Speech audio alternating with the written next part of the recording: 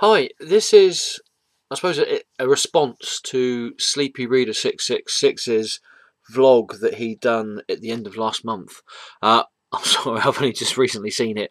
There's so many people doing videos and that nowadays that it's getting really difficult to, see everybody's videos when they bring them up. So, I apologise for that.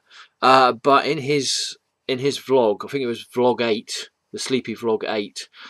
He said that he mentioned about the prices of comics, which I think is a problem that a lot of us are having at the moment. And somebody said something about having a boycott for a month on the comics, which I just don't think would work at all. There's as Sleepy said, there's an idea of his was maybe if we boycotted the $3.99 comics, maybe that would hit home. But the thing is with comic book fans, and sorry, just my hair's all over the place as always. The thing is with comic book fans, what you got to remember is that we're rabid. We are with comic books. If we really admit it, I mean, I think as I've gotten older, I've gotten less like it, and especially with the way that the world economy's gone at the moment, where I've got less and less money to spend, I haven't really got a chance to be that rabid. But I know when I was younger and I had disposable income, I was buying comics left, right, and centre. I was quite happily spending about £400 a month on comics, which is absolutely crazy. And it wasn't just single issue comics as well. It was trades, action figures, magazines, clothing. Not just single comics. It was also variant cover comics. I know when Dynamite first brought out the Army of Darkness series, they were bringing out 5 or 6 variant covers for each comic, and I was getting those variant covers for each comic, and I know there was a lot of other people that were getting the variant covers for each comic, in the same way as I know there's a lot of people out there who get the variant covers for all the other comics that are out there that have got variant covers. You have to excuse the video if it goes dark, because I'm working with really poor light behind me. The sun keeps on coming in and out, so let's see if I can, there you go. Yeah, you can see me now. So yeah, I mean, like I said, the comic book fans, and this is what comic book companies know as well. It's not like 10, 15, 20 years ago when comic book companies would put out a comic and they'd be like, oh well, yeah, hopefully comic book fans will buy this, and they'll like it and that. Now comic book companies know that comic book fans will buy nearly anything. They will buy nearly anything. I mean, that's possibly the only reason why I can think some people like Rob Liefeld and that are still in the comic book industry, because comic book fans will near enough buy anything to do with comics. It's, and we're our own worst enemy as well with it. We will buy comics just for the sake. Some of us, not all of us, I will have to say that, not all of us, but some of us will just buy comics for the sake of buying them, because it's a comic either written by a certain artist or got a certain character in it, and even if the comic's not very good, they'll still buy them. Or it's got a specific artist on the cover. A comic book fan will buy that just because it's got a specific artist, and comic companies know this. That's why they can jack up the prices of comics to $3.99 or more, and they know that we'll pay it. That's the sad thing. We're our own worst enemy. And I don't honestly think, I really don't think that we could do anything about it. I don't really think a boycott would happen, because you'd have to get at least 50% of every single person that buys a comic to boycott $3.99 comics. At least 50%. And in our own nature, we would find that extremely difficult. Especially, let's say, taking case in point, Batman, Scott Snyder's Batman series at the moment, right? It's a really good comic, but it's $3.99. There's going to be people out there that go say, "Wow, $3.99. I'm enjoying reading it. I don't care if I don't care.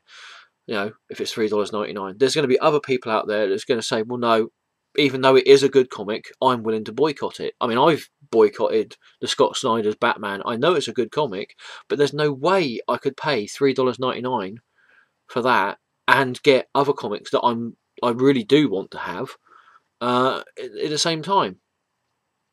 It's a really difficult thing, and quite frankly, like I said, the comic book companies know this, know the way that comic book fans react to comics, and they play on that. That's why you have incentive covers. That's why you have comic shops being almost blackmailed into buying more comics of a single issue, more copies of a single issue of a comic, just so they can get the 1 in 25 issue, or the 1 in 50 issue, or the 1 in 100 incentive covers. Because the comic companies know that if they get the comic shops to buy those comics, they can get them to get those incentive covers, and it'll boost their sales. Okay, it'll artificially boost their sales, a bit like DC and Marvel's sales are artificially boosted because of the amount of variant covers they have and the amount of incentive covers they get brought out every month. I mean, maybe the only thing we can do maybe is by, I don't know, lobbying things like the actual comic shops, saying to them, look, we know what's going on, and as much as we want to have those incentive covers, can you not get the incentive covers? Can you not, get the extra 25 issues that normally you would only buy 10 of, just so it's not there? I mean, that's just the difficult thing, because then you're putting the comic book shops into danger of having to go out of business, because the comic book shops need to make money. The comic book shops need to sell the comics, and how do they do that? By getting the incentive covers, by buying more comics than they need to have. It's a vicious circle. I mean, I just really can't think of a way we could get a point across to get the comic companies to drop their prices. The thing that really annoys me, though, with comic companies is, other than the fact that they know that we will pay the amount of money that they expect us to pay because of it, because of our habit, if you want, our addiction to the comics. But the thing that really annoys me about comic companies, and as I've had pointed out to me before, and I knew it, but I only sort of like picked on DC because I was really disappointed in them for doing it, but DC and Marvel do it, and that is that they sell their digital comics, the same day digital comics, for the same price as a normal comic. And it's ridiculous. I mean, who would buy? And from what I understand, you don't even own that comic. You're only renting it. You literally can't. You don't have it on your computer or on an external hard drive or anywhere else like that. You only rent it on a website. So you don't even digitally have it on your computer. You have to go to a website to pick up that comic, to read it. So, and if you haven't got an internet connection, you're stuffed. And they're expecting people to pay full cover price for a digital comic. And like I said, they know that people will pay that, and it's just crazy. And there's loads of ways we could get around doing this, but it's getting everybody organised to do it. And like I said, there's going to be a lot of people who are going to say, oh well, never mind, I don't care. I will pay $3.99 for a comic which has got 6 or 8 extra pages in it that I'm not interested in. Or I will pay $3.99 for a comic that is a digital comic that I don't even own, because it's easier for me to carry around my tablet so I can read it when I'm on the train or something like that. Oh well, if I lose connection and I can't read it anymore, never mind, I'll get connection later on. You know, sorry, itchy nose. It's a conundrum, really, is what it is. I wish we could somehow get together and, you know, turn around to the comic companies and say, look, we're not willing to pay this price anymore. But I don't honestly think we can. I don't honestly think we will. There's, as much as I love comic books and I love the comic book community, in the real world there are a lot of backbiting with comic books. You know, and it's not everybody, but it is a few people, and it's like anything really. It's human nature, really. But it's very difficult to get everybody singing from the same hymn sheet in order to turn around to the big companies and say, look, we're not taking this anymore. We demand that you drop your prices and